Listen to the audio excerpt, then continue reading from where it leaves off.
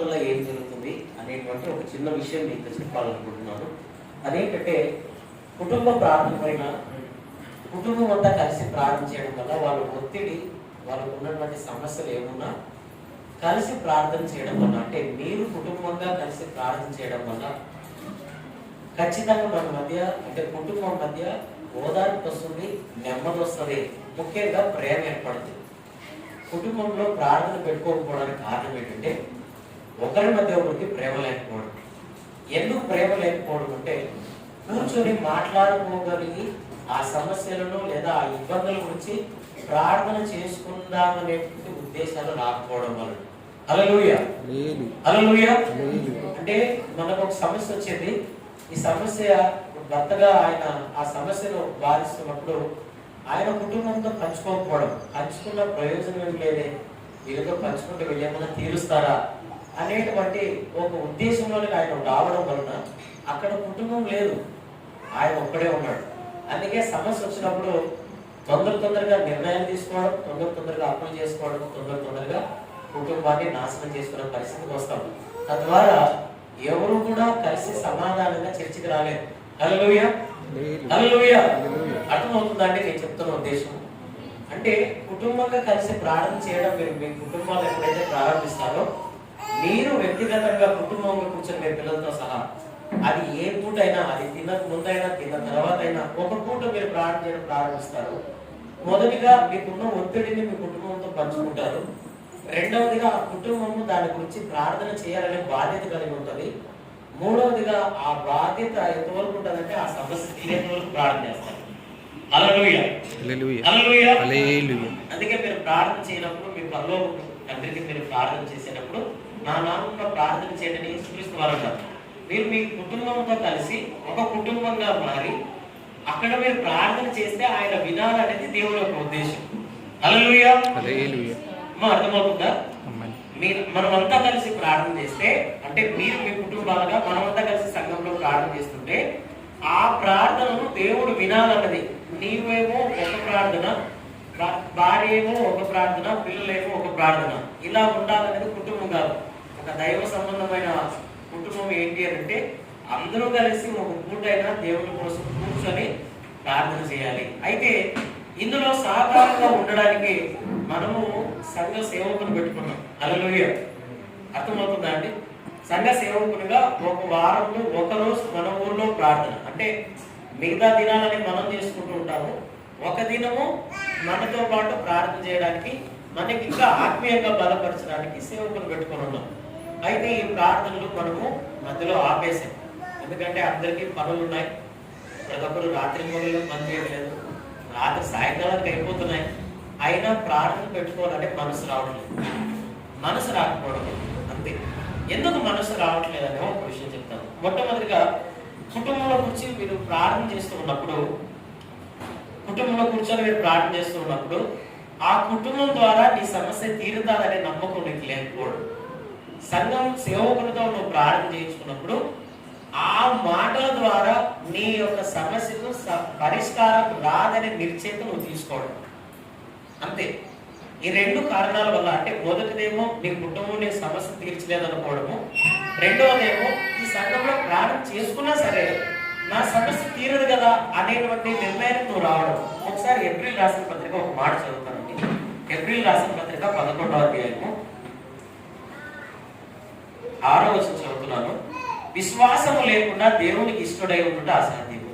దేవుని యొద్దకు వచ్చేవాడు, అది కుటుంబ ప్రార్థనగా సంఘంలో కలిసి దేవుని యొద్దకు వచ్చేవాడు ఆయన ఉన్నాడని తనను శ్రద్ధగా వెతికే వారికి, ఎలా వెతికే వారికి? ఊరికనే నామకార్థంగా ఇక్కడికి వచ్చి వెళ్ళే వారికి కాదు, కానీ శ్రద్ధగా ప్రతి దినము మీ కుటుంబంలో ఉండే వాళ్ళని కూర్చోబెట్టుకొని శ్రద్ధగా వెతికే వారికి అది ఏమవుతుంది? ఫలము దయచేవాడని నమ్మాలని బైబిల్ చెప్తుంది. హల్లెలూయా హల్లెలూయా. అంటే గుడ్డిగా కాదు, అంటే ఇప్పుడు మీరు వచ్చారు, ఛార్జీలు పెట్టుకొని వచ్చారు, ఇక్కడికి వచ్చాము, ఈ బుడ్డుకు వినేసాము, వెళ్ళిపోయాము, ఇది మన జీవితంలో పనిచేయదు. ఇది పనిచేయాలంటే ఏం చేయాలి? ప్రార్థన చేయాలి, కుటుంబంగా కలిసి ప్రార్థన చేయాలి. ఒక చిన్న విషయం చెప్తాను. ఇక్కడ నేను సాఫ్ట్వేర్ దానికి నా జాబ్ వచ్చి 3 months అవుతుంది. ఈ 3 months లో మొదటి 2 నెలలు, అంటే ఈ నెల కూడా ఉందనుకోండి, నెల తీసాయి, 2 నెలలు సోమవారం వస్తే భయం పుట్టేది నాకు. ఎందుకంటే వాళ్ళు ఏం పడుతుందో తెలియదు, నేను వెళ్ళిన దానికి ఏమవుతుందో తెలియదు. కానీ ఒకటే చేసేవాళ్ళు, కూర్చొని ప్రార్థన చేసేవాళ్ళు, ప్రభా ఈ గొప్ప పని ప్రారంభిస్తున్నాను.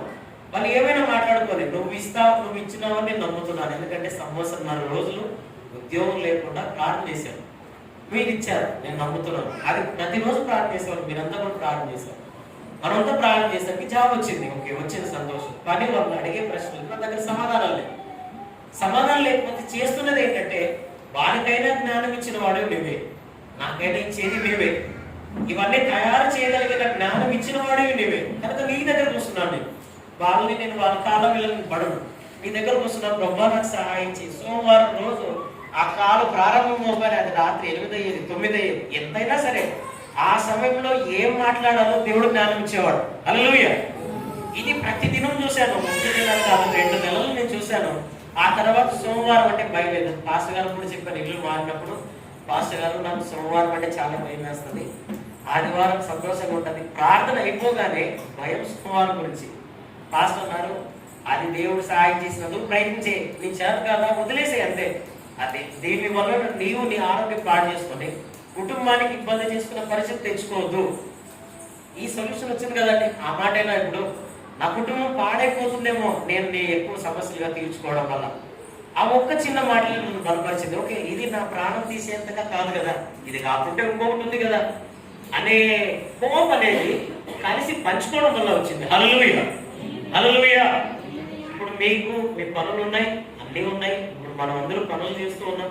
అయితే నా బాధ ఏంటంటే, పోయిన వారం పాస్టర్ గారు వచ్చారు, ఇంటి దగ్గరికి వచ్చినప్పుడు మాట్లాడుతూ ఒక మాట ఉన్నారు, ప్రార్థన పెట్టుకునే వాళ్ళు లేరు అని. మేము ఇంట్లో చేసుకుంటున్నాం ప్రార్థన, మనమంతా ఎక్కడ నిలబడిపోయామంటే 500 రూపాయలు ప్రార్థన పెట్టుకుంటే ఇవ్వాలి. అన్నప్పుడు నిలబడిపోయామంటే నేను పాస్టర్ గారితో డైరెక్ట్గా అన్నాను, పాస్టర్ గారు మీరు 500 రూపాయలు ఇవ్వాలి ప్రార్థన పెట్టుకుంటే అన్నారు కదా. నేను అనింది వాళ్ళ విశ్వాసాన్ని పరీక్షించడానికి. నిజంగా చాలా మంది ప్రార్థన పోతే కానుకలు కాదు కదా, పెట్రోల్ కూడా ఇవ్వని వాళ్ళు ఉన్నారు. అయినా సంవత్సరాల తరబడి ఇంట్లో సమస్యలు ఉన్నా నేను చేశాను కదా, మరి ఎంతమంది దీన్ని దాటి పిలుస్తారని అడిగాను. మరి ఎవరు ముందుకు రాలేదు అన్నాడు. అందుకు బాధ వేసింది. ఒక మాట సంఘంతో మాట్లాడతాం పాస్టర్ గారు అని నిర్ణయం తీసుకొని మనమంతా కూడా, ఇప్పుడు విషయం ఏంటంటే, పాస్టర్ గారు కారు తీసుకొని వచ్చారు, అది పరిచర్య చేయడానికి, తర్వాత బయట ట్రావెల్స్కి వెళ్ళి కుటుంబ పోషణకి. కనుక మనము మన పనులు చేస్తూ ఉన్నాం. ఆ పనులతో వచ్చేటువంటి దశమ భాగాలు కూడా కరెక్ట్గా ఇవ్వాలి. చాలా మంది కూడా దశమ భాగాలు ఇవ్వట్లేదని అది వాళ్ళకే తెలుసు. ఒకేసారి ఇవ్వడానికి దాచిపెట్టుకుంటే అది నీవు వారి పరిస్థితులను అర్థం చేసుకోవాలి కదా. ఇప్పుడు దేవుడికి ఇచ్చాడు, అందులో నుండి నువ్వు ఇచ్చేసేయాలి దేవుడికి. నువ్వు దీన్ని అంతా దాచిపెట్టుకొని నేను ఉండిలో ఎత్తి పెట్టుకొని ఉండి పగలగొట్టి ఇస్తానంటే, ఆ పగలగొట్టే పరిస్థితికి వాళ్ళ పరిస్థితులు మారిపోతాయి. ఏం చేస్తాను? అంతవరకు నీ కోసం అలానే ఉంటారా? నువ్వు నువ్వు తెచ్చి పెడతావులే కాదు కదా. నీకు వాక్యం చెప్పినప్పుడు, నువ్వు వాక్యం పెట్టినప్పుడు, మనం గుడికి వెళ్ళినప్పుడు దక్షిణ వేస్తేనే ఆయన షడ్భవం పెడతాడు. వేస్తారు కదండి ఆయనకి. ఆ గుడిగా వేస్తారా, సంవత్సరం కుండి ఇస్తారా? గుడికి మోనాలు ఉన్నారు, వాళ్ళ గురించి మనకు తెలియదు. బట్ మనం వెళుతూ ఉన్నాం, ప్రతి ఆదివారం వస్తూ ఉన్నాం, ప్రార్థన పెట్టుకోవాలి.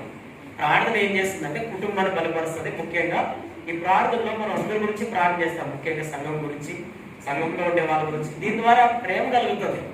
ఆ వ్యక్తికి బాధ అయిందో లేదో, నాకు ఇంకా ప్రార్థన చేసినావు కదా, దేవుడు వీటిని స్వస్థపరిచింది, నీ విశ్వాసం అధికమవుతుంది. నేను ప్రార్థన చేస్తే వాళ్ళు బాగా చేసినప్పుడు నాకు కూడా బాగా చేస్తాను. హల్లెలూయా, హల్లెలూయా. కుటుంబం అంతా కలిసి ఇప్పుడు ఏం చేస్తున్నాం అంటే, ఫోన్ల దగ్గర, టీవీల దగ్గర, లేదా మనకు అవకాశం ఉన్నటువంటి ప్రతి విధమైన లోక వార్తలు చెప్పుకున్న చోటు కూర్చుంటున్నాం. ఇదే దేవుడి సన్నిధిలో 2 గంటల సేపు కదండి.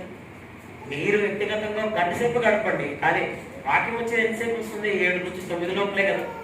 ఆ 2 గంటల సేపు కోసమని మీరు డబ్బుల కోసం ఆలోచన చేస్తే, అంటే మీ దగ్గర ఖచ్చితంగా అనుకూలం చేసుకొని ఇవ్వండి. లేదంటే ఈ వారం లేదా మీ దగ్గర అనుకూలమైనప్పుడు ఇస్తానని చెప్పండి, కానీ ప్రార్థన మాత్రం మానేయడం వద్దు. హల్లెలూయా, హల్లెలూయా.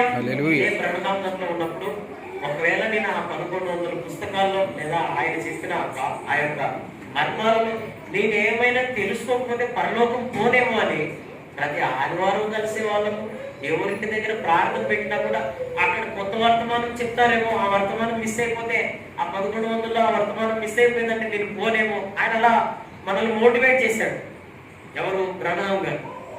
ఆ వర్తమానాలు వినేవాడే పోతాడు పరలోకానికి అనేసరికి ఆ పూటకి సమయాలు వచ్చేటివి, ఛార్జీలు వచ్చేటివి, ఆ పూటకి అక్కడికి వెళ్ళలేక భోజనాలు ఏర్పాటు అయ్యేటివి, భోజనాలు కాకపోయినా వచ్చేవాళ్ళము.